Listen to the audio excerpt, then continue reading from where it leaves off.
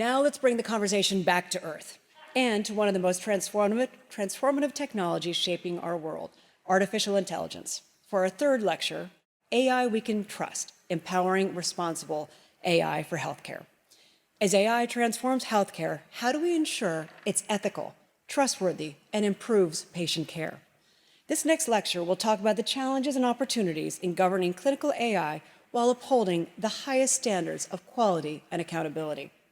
And to help us explore the story today, I'm pleased to introduce our next speaker, Dr. Nicoleta Economou-Zavlanos, Assistant Professor of Biostatistics and Bioinformatics in Duke School of Medicine and Director of Duke Health's AI Evaluation and Governance Program. She's also the founding director of the Algorithm-Based Clinical Decision Support Oversight Initiative. A nationally recognized leader in health AI governance, Dr. Economou-Zavlanos has helped shape the frameworks to guide the responsible use of AI in healthcare and serves on the executive committee of the NIH's Bridge to AI program. Please join me in welcoming Dr. Economou-Zavlanos.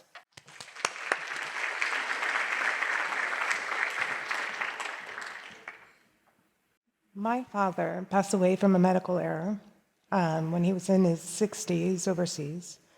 And it wasn't because the doctors were not skilled or didn't care. It could be that they didn't have the right information at the right time, or just that they're human, and it's what it is. But now with the revolution of AI and its potential for healthcare, we know that we're striding in this new era. So we know now that AI can outperform humans in, for example, diagnosis and cancer detection. In this most recent study that you can see, the AI algorithms can see whether a human has a stroke from a brain scan twice as better than a human. We can also use and leverage AI for full body scans in order to determine whether we might have some tumors, but like earlier on, which can improve the quality of life and extend our lives further. But beyond improving clinical outcomes, AI can actually help us streamline how we're delivering patient care. How many times have you been in the doctor's office and the doctor is typing while they're listening to you, while they're coming up with a diagnosis and trying to give you the best treatment possible? Well, now with AI, there's new methodologies so that we can actually transcribe notes, draft notes for the clinicians, so they can actually look at you in the eye, they can see you, they can hear you, and then that will draft a note for them that they don't need to spend hours in the evening putting in notes and going over, which is actually contributing to clinician burnout, which we actually suffer from nowadays. It can also help reduce wait times, and so the potential of AI in healthcare is pretty impactful. However, AI is not a magic bullet. There are risks that come when you leverage technology, especially for healthcare. And that's because inherently models are not perfect. They're not 100% accurate. So what's good enough? Is it 90% accurate? Well, if it's transcribing a note and creating a draft for a clinician that they're gonna go and they're gonna check it and then they're gonna fill in any missing information, yeah, 90% is pretty good. But if it's around maybe cancer detection or is 90% enough? So that means that there's 10% error for a patient to get a wrong diagnosis, which will impact their quality of life. So we need to understand those limitations, and then we need to think about how we're going to detect risks and what the strategy is in order to mitigate them, in order to manage them.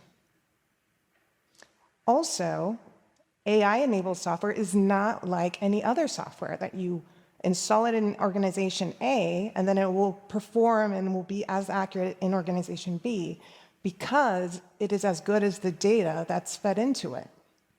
So what does that mean? I can develop an AI solution that is working beautifully and for a specific organization based on a specific patient population, but then when I go to install it in my organization, it's not performing as accurately. So that means I need to test it. I need to make sure that it's okay for my patients, and then I can use it.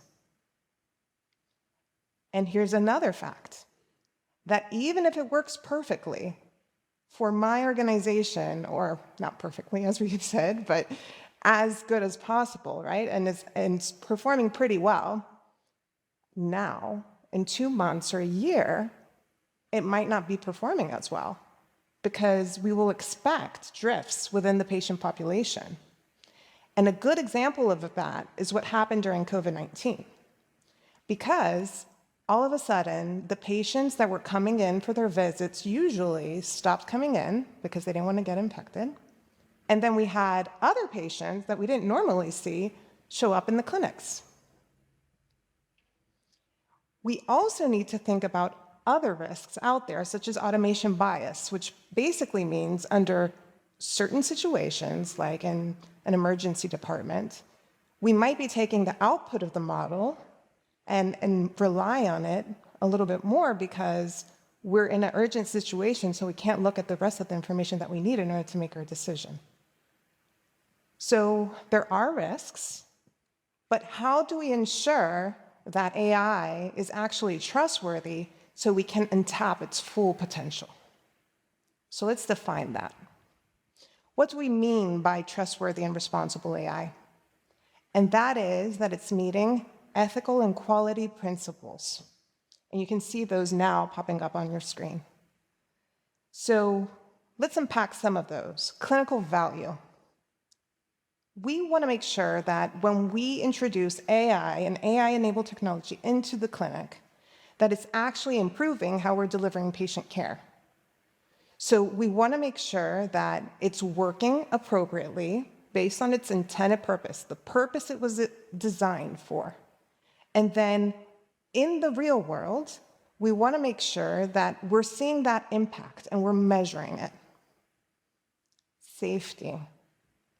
So we want to make sure before we introduce the AI solution into the clinic that we understand the ins and outs of the data that feeds into it, the model, how the end users will actually be using the tool and what decisions they'll be making, how it's going to be used within the workflow, and think about all of the risks holistically so that we can also think about how we're going to assess that in the real world and how we're going to mitigate those risks.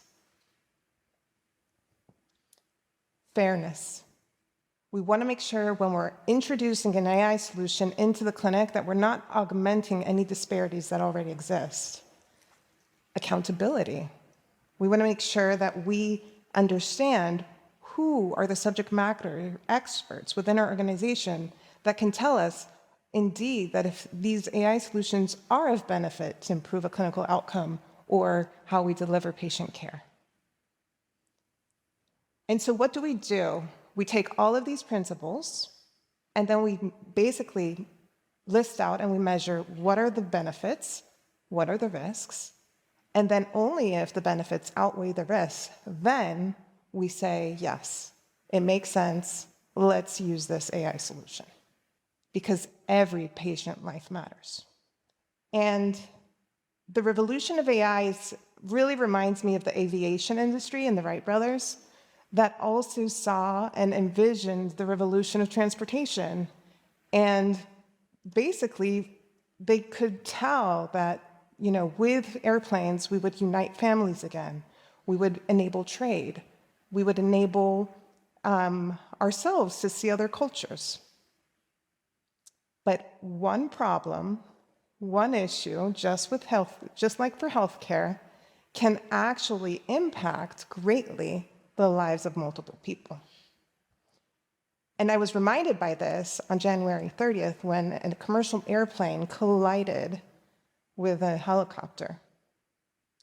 And I used to be afraid of flying, But what I have taught myself, and my mantra, is that I have a higher likelihood of being injured in my car, right, and riding, this is pure stats, than actually being on a commercial flight. And it's true. It's true because there's the FAA and the commercial airlines that are doing a pretty decent job keeping us alive and enabling us to fly everywhere. But the FAA is actually regulating the aviation industry. And so if there is a problem, there will be a protocol in place that will be followed nationwide so that we can minimize risk. The same thing is not happening in healthcare. Not all AI technologies are regulated by the FDA. So how can organizations ensure that they're operationalizing trustworthy and responsible AI? So governance is key. We need to ensure that there are processes in place in order to implement and all of those ethical and quality principles that we discussed before. And through a governance structure, we can independently evaluate, we can review every single AI solution and weigh its benefits and risks before we use it. And we could only do that if we also have a list of what AI solutions exist, so an inventory, a registry. And then we want to make sure that we have policies in place so our workforce understands what governance processes they need to follow. And then this is a new field. We need to make sure that we are educating the workforce on these best practices, on these principles, and how to report safety events. Not only do we need to make sure that we educate the workforce, but we need to have infrastructure in place so when AI is involved, we as an organization know that there are problems. I'm proud to be part of Duke, whose mission is always to strive for excellence and is dedicated to enabling innovation while making sure that we're doing it in a responsible and trustworthy way. And an indication of that is the launch of the Duke Health AI Evaluation and Governance Program that actually has been creating frameworks not only for Duke to follow, but to scale for other organizations. We've also been defining what trustworthy and responsible AI means, not only for Duke, but also for the nation. And we want to stay ahead of the curve. So we envision also being able to automate some of these evaluation processes in an automated fashion. And not only that, we want to make sure that we are able, through the power of technology, to connect different healthcare organizations so we can understand how we can leverage AI to reach a maximum impact while reducing risks so that we can learn from other organizations and we can minimize harm for patients across the nation and across the world. So the question is not how will AI revolutionize healthcare, but how are we going to leverage AI in healthcare responsibly? Thank you.